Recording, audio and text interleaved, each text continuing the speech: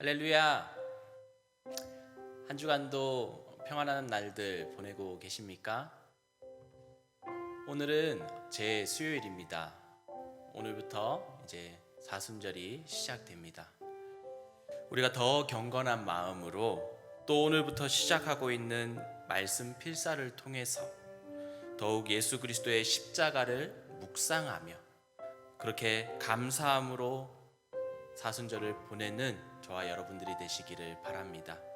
오늘도 하나님 앞에 귀한 예배를 드리러 나왔습니다. 이 시간 우리 함께 하나님을 찬송하며 나아가도록 하겠습니다. 찬송가 94장입니다.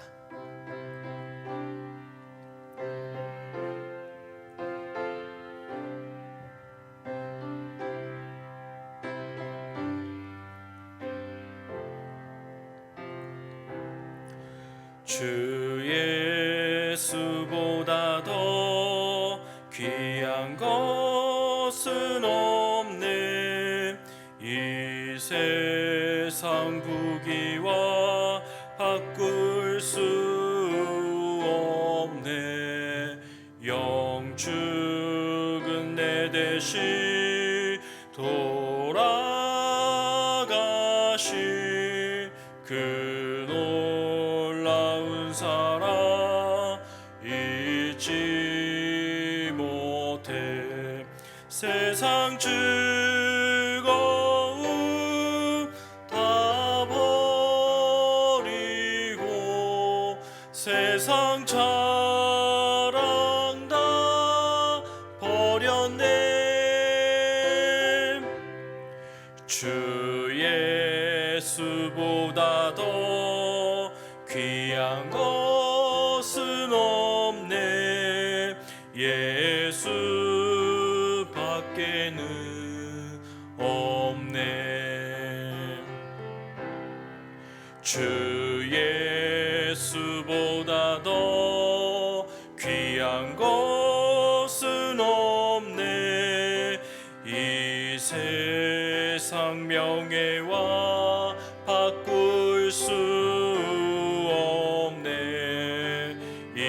이전에 즐기던 세상 일도 주 사랑하는 마음 뺏지 못해. 세상 즐거움 다 버리고 세상 자랑 다 버렸네. 주 예수보다 더 귀한 것은 없네. 예수 밖에는 없네. 주 예수보다 더 귀한 것은 없네. 이 세상 행복과 바꿀 수 없네. 유혹과 핍박이 몰려와도 주 섬기는 내 맘 변치 않네. 세상 즐거움 다 버리고 세상 자랑 다 버렸네. 주 예수보다 더 귀한 것은 없네. 예수 밖에는 없네. 아멘. 오늘 말씀은 로마서 8장 31절과 32절 말씀입니다. 로마서 8장 31절과 32절 말씀입니다. 제가 가진 성경책은 신약 성경 250쪽에 있습니다. 로마서 8장 31절과 32절 말씀을 우리 한 목소리로 봉독하도록 하겠습니다. 그런즉 이 일에 대하여 우리가 무슨 말하리요? 만일 하나님이 우리를 위하시면 누가 우리를 대적하리요? 자기 아들을 아끼지 아니하시고 우리 모든 사람을 위하여 내주신 이가 어찌 그 아들과 함께 모든 것을 우리에게 주시지 아니하겠느냐. 아멘. 우리가 지난주에 이어서 계속해서 슬기로운 믿음 생활이라는 주제로 우리가 5번째 시간을 맞이했습니다. 우리 지난주 바른 결단에 대해서 말씀을 나누었는데요. 우리 지난주 바른 결단을 내리기 위해서는 먼저 진리를 구하고 또 진실을 알고 조언을 구하며 내 기분이 아니라 행동에 초점을 맞추라라고 말씀을 드렸습니다. 오늘 먼저 계산하라라는 말씀을 드리고 싶습니다. 제가 오늘 말씀을 드리는 이 계산은 계산을 할 때 그 계산입니다. 우리가 슈퍼마켓에 가면 물건을 살 때 모든 물건의 가격표가 있습니다. 우리가 내리는 모든 결정에도 가격이 있습니다. 중요한 결정에는 말할 것도 없이 가격이 붙어 있지만 우리가 중요하지 않은 결정에도 가격은 다 있습니다. 여러분들은 이것을 다 지불하고 있습니다. 이것이 무슨 말입니까? 우리가 하는 모든 일에는 최소한의 시간이 들어갑니다. 우리의 크고 작은 결정 가운데 모든 시간은 소비되고 있습니다. 2011년 인타임이라는 영화가 개봉하였습니다. 잘 알려지지도 않았고 이 영화가 SF 영화라서 흥행하지도 않았지만 영화에서 시간을 사용하여서 모든 것을 사용할 수 있는 것을 보여주고 있습니다. 영화에서 모든 비용을 시간으로 계산을 하는데 커피 한 잔을 구입하기 위해서 4분이라는 시간을 소비합니다. 곤충을 한 자루 구입하는데 3년이라는 시간을 사용하고 또 좋은 차량을 구입하는데 59년이라는 시간을 사용합니다.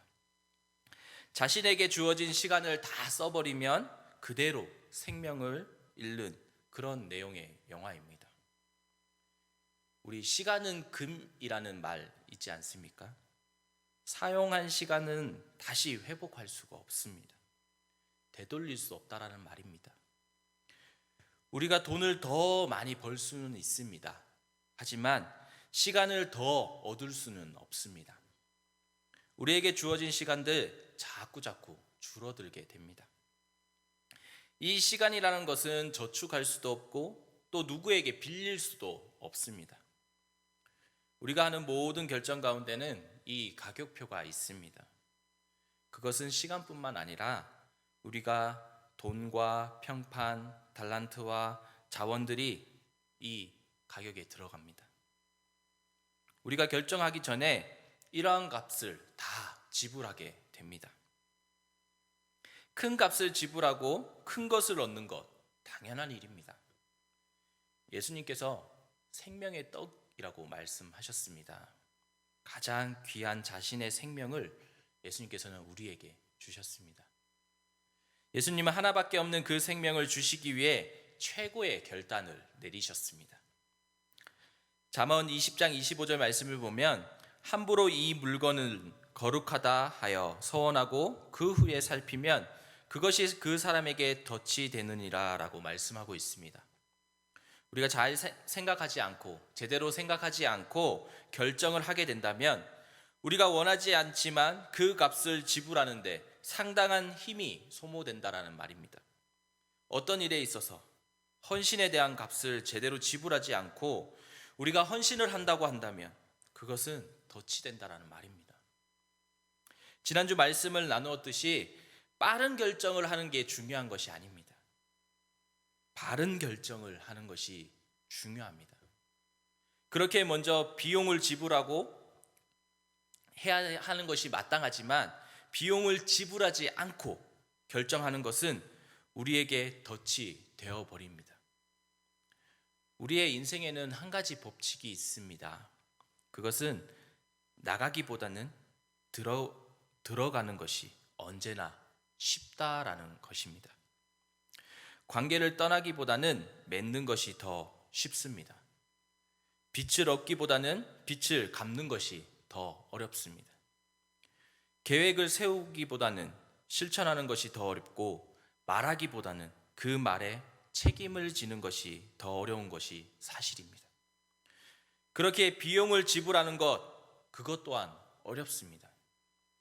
누가복음 14장 말씀을 보면 예수님께서 망대를 짓는 자가 비용을 먼저 앉아서 계산한다라고 말씀하십니다.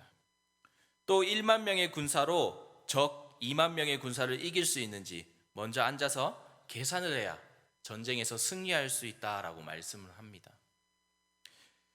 미국 정치인 가운데 헌트라는 사람이 있습니다. 이 사람은 인생을 성공하는 열쇠는 두 가지밖에 없다, 오직 두 가지뿐이다 라고 이야기를 했습니다. 하나는 당신이 진정으로 원하는 것을 결정하는 것이고, 두 번째는 여러분이 그것에 대해서 값을 기꺼이 지불하려고 하는 것이 성공의 비결이라고 했습니다. 우리의 모든 결정에는 가격표가 붙어 있습니다. 그 값을 지불해야 합니다. 우리가 마트 갈 때, 또 물건을 사려 할 때 이 물건들이 정확하지 않다면 나중에 계산할 때 어떻습니까? 필요한 물건보다 불필요하게 그냥 충동적으로 구매한 물건들이 더 많이 있음을 우리가 볼 수 있습니다. 우리의 삶 가운데 결정 중요합니다. 지난주부터 계속해서 이거 강조해서 말씀드리고 있습니다. 그렇게 결정은 정확해야 합니다. 또 신중해야 하는 것입니다. 한 번의 결정을 통해서 우리는 값을 지불해야 하고, 잘못된 결정으로 값을 지불할 때는 다시 회복할 수 없을 수도 있습니다. 또한 문제를 대비해야 합니다. 얼마 전까지 미국 대통령이었던 도널드 트럼프, 이 대통령이 나는 최선을 기대하지만 최악을 대비한다라는 말을 했습니다. 이 우리의 신앙생활 가운데서도 믿음 안에서 최선을 기대하시기 바랍니다. 하나님께서 우리의 삶 가운데 역사하실 것을 기대하시기 바랍니다. 그런데 다가오는 문제들을 우리가 대비해야 합니다. 잠언 22장 3절 말씀을 보면 슬기로운 자는 재앙을 보면 숨어 피하여도 어리석은 자는 나가다가 해를 받느니라 라고 말씀하고 있습니다. 현명한 사람들은 모든 결정에 있어서 어려움이 찾아온다는 사실을 알고 있습니다. 그리고 그것들을 대비하게 됩니다. 모든 일에는 반드시 문제는 찾아옵니다. 문제들 피할 수 있습니까? 그것은 우리의 삶의 일부이기에 피할 수 없습니다. 그래서 현명한 사람들은 그 문제를 대해서 우리가 잘 대비하게 됩니다. 우리의 삶 가운데 문제를 대비하는 것과 문제를 해결하는 것 다릅니다. 큰 차이가 있습니다. 우리가 결정하는 데 있어서 단계와 그리고 문제를 해결해야 하는 단계, 혼동해서는 안 됩니다. 이것은 별개의 것입니다. 우리가 결정하기 전에 모든 문제를 해결하려고 한다면 우리는 결정하기도 전에 포기하고 맙니다. 우리가 신앙생활 하다 보면 의심들이 생기기 시작합니다. 신앙이 없는 사람들 또한 기독교에 대한 의문점들, 수많은 의문점들을 가지고 있습니다. 하지만 그 의문점들 다 해결하고 믿게 된 사람 있습니까? 아마도 우리가 천국 갈 때까지 우리가 다 해결할 수는 없을 것입니다. 하지만 우리는 어떻습니까? 그냥 막연하게 믿습니다. 그래서 믿음은 다 알고 다 해결된다고 믿는 것이 아닙니다. 아는 것은 믿음이 아닙니다. 그러나 믿고 보니 하나 둘씩 해결되는 것입니다. 의문이 있는 것 하나 둘씩 그렇게 풀어지는 것입니다. 신앙에도 단계가 있습니다. 유치원생부터 시작해서 대학생까지 우리가 공부를 다 알기 전에 내가 학교에 가지 않겠다라는 것과 같습니다. 무슨 말이냐? 초등학교 때부터 시작해서 중학교, 고등학교를 단계별로 밟아 나가야 알 수 있는 것들이 있습니다. 의심하고 있는 모든 문제가 한꺼번에 다 해결될 수는 없습니다. 하지만 우리가 신앙생활을 하면서 차근차근 이것들이 해결될 수 있습니다. 마태복음 17장 말씀을 보면 한 사람이 예수님을 찾아옵니다. 그리고 자신의 아들을 고쳐달라고 예수님 앞에 나왔습니다. 예수님께서는 이 사람에게 내가 고칠 수 있는 것을 믿느냐라고 이야기를 하십니다. 하지만 이 사람은 자신의 믿음이 없음을 솔직하게 예수님 앞에 고백합니다. 그리고 자신의 의심과 믿음 없는 것을 예수님 앞에 도와달라라고 이야기를 합니다. 하지만 예수님은 이 이야기를 듣고 아이를 고쳐주었습니다. 믿음이 부족했지만 고쳐주었습니다. 우리도 마찬가지입니다. 우리가 하나님의 진리를 다 이해할 수 없고 가지고 있는 의문점들 많이 있습니다. 아직 우리 안에 있는 의심과 두려움들이 있습니다. 하지만 주님께 나아가는 겁니다. 나의 모습 그대로 받아달라고 주님께 나아가는 것입니다. 우리가 문제를 풀고 나서 결정을 내려야겠다라고 한다면 그 결정은 이미 믿음이 아닙니다. 우리의 삶의 문제들 하나님의 도우심을 바라면서 믿음으로 대비해야 하는 것입니다. 마지막으로 두려움에 대처해야 합니다. 우리가 모든 결정의 뿌리에는 두려움이 있습니다. 내가 실수하면 어떡하지? 라는 생각이 자리 잡고 있습니다.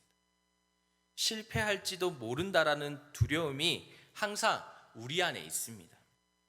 이것은 미래에 대한 두려움입니다. 누군가 나의 행동을 보면서 비웃고 있지 않을까라는 두려움입니다. 그렇기에 이러한 생각들이 우리를 붙잡고 우리가 결정하지 못하도록 그렇게 만들어 버립니다. 그래서 우리를 우유부단한 사람으로, 결정장애가 있는 사람으로 그렇게 만들어 버리는 것입니다. 이 두려움이 사람의 심리 또한 지배합니다. 미국에서 어떤 사람이 일을 하다가 잘못해서 냉동창고에 갇히게 됩니다.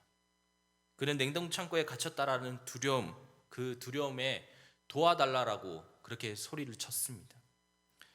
하지만 모든 사람들이 퇴근한 뒤라서 그를 구해줄 사람은 없었습니다. 이 사람 냉동창고에 갇혀있다라는 것 자체가 큰 두려움입니다.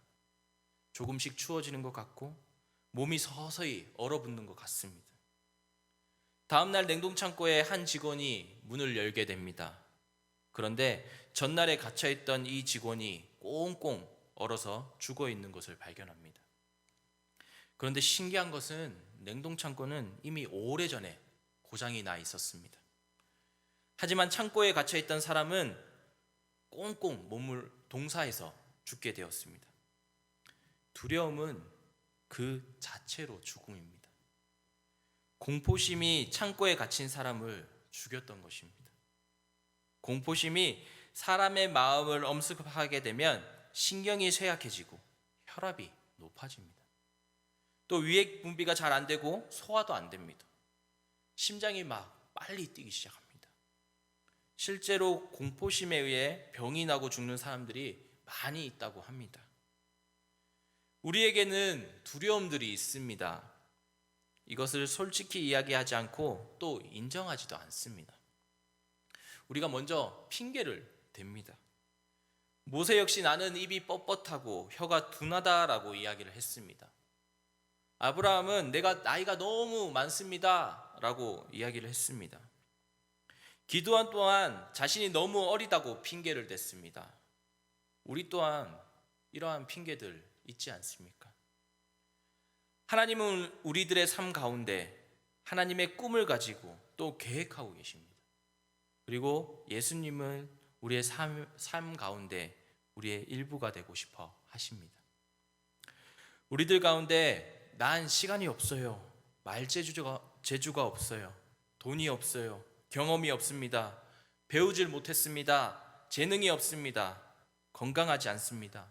수많은 핑계거리들이 있습니다. 이것들이 하나님이 원하시는 결정을 하지 못하도록 두려워하게 만들어 버립니다.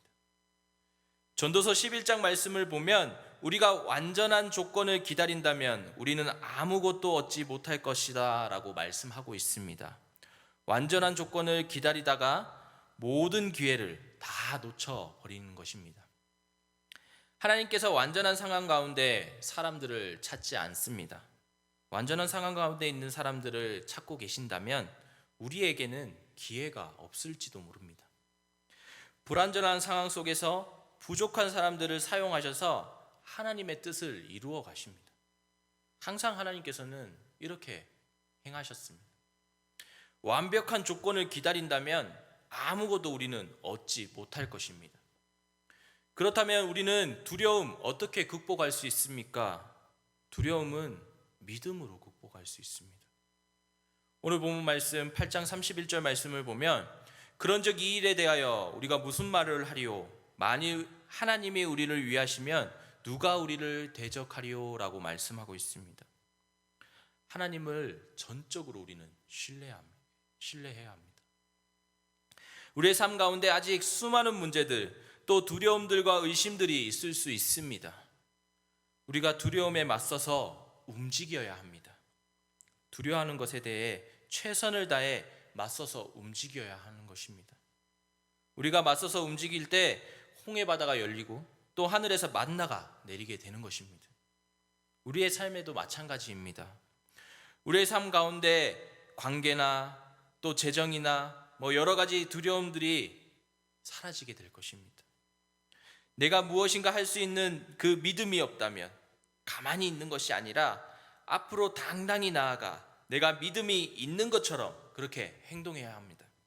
그러면 자연스럽게 이 믿음은 따라오게 됩니다. 믿음을 가지고 행하기도 하지만 행하면 믿음이 따라오기도 합니다. 우리는 어떤 결정을 하려고 할 때 우리의 삶 가운데 예수님을 위해 위대한 결단을 해보시기 바랍니다. 우리의 삶을 낭비하지 않고 살아있는 것으로 만족하지 말고 또 존재하는 것으로 만족하지 말고 오래 사는 것, 건강한 것으로 만족하지 말고 좋은 미래를 위해 결단하는 저와 여러분들이 되시기를 간절히 축원합니다.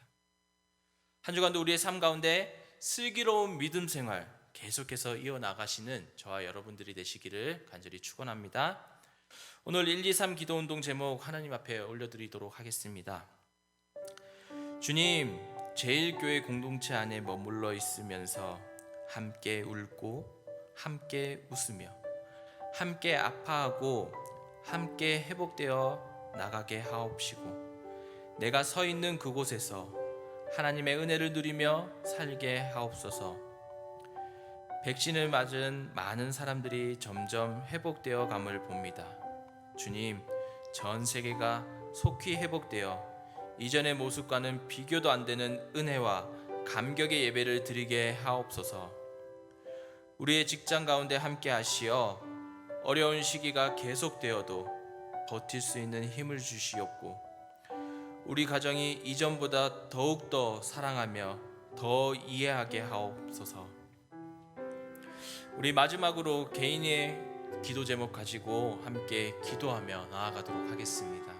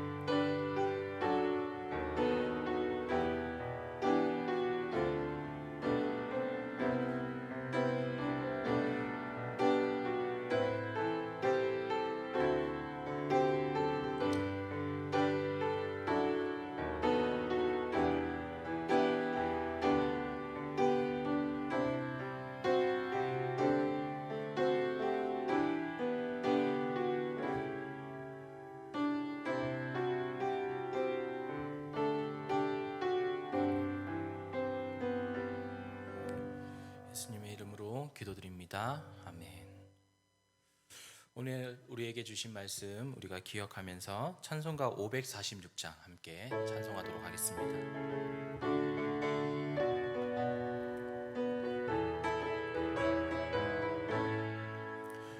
주님 약속하신 말씀 위에서 영원토록 주를 찬송하리라.